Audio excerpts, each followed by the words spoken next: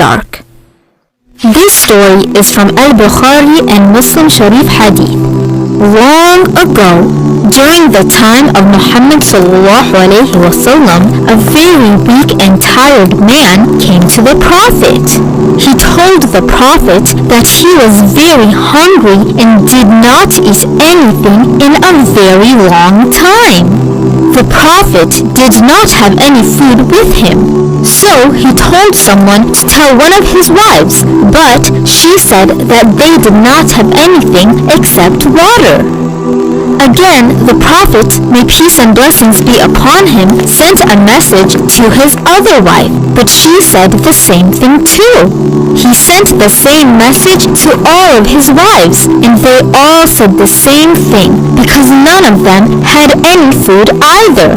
At this point, there were very few people around him, so the Prophet said out loud, "Who will be able to feed this hungry man as their guest?" Right away, an Ansar, one of the Sahaba from Medina, said, "O Prophet of Allah, I will." The Prophet, he was happy that he finally figured out a solution to his problem. So the Ansar took the hungry man to his home. Once they got home, the Ansar told his wife to prepare some food for the guest of the Prophet. His wife told him that they didn't have anything except just a little bit of food for the children. Her husband, the Ansar, said to keep the children busy with something, and when they asked for food, just put them to sleep. When it was finally time to eat, at first they were worried because there was only a little bit of food and a total of 3 of them were there at that moment. The hungry man, the Ansar, and his wife.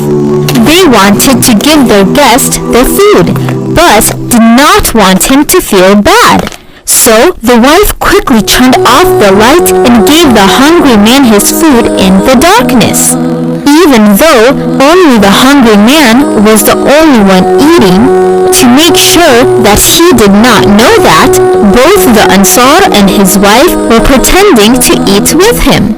The next morning, when the Ansar came to the Prophet ﷺ, smiled and said, "Allah subhanahu wa ta'ala knows and loved what you did yesterday for your guest last night."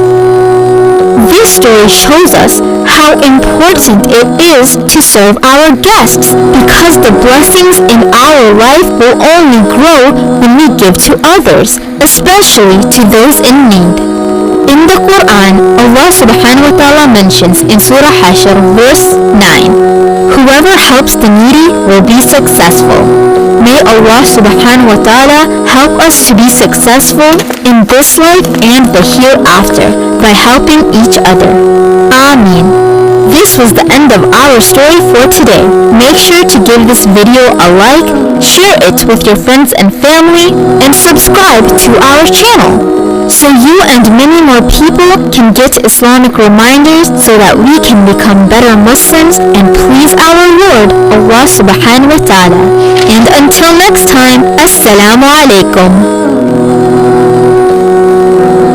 Join us in this great dawah work and get countless of rewards during the month of Ramadan by giving a one-time donation or becoming a monthly supporter, and inshallah, Allah will give you the highest reward to you and your family in this world and the hereafter. Jazakallah, and we pray to Allah subhanahu wa ta'ala that all of you are safe during this time. And until next time, Assalamu alaikum.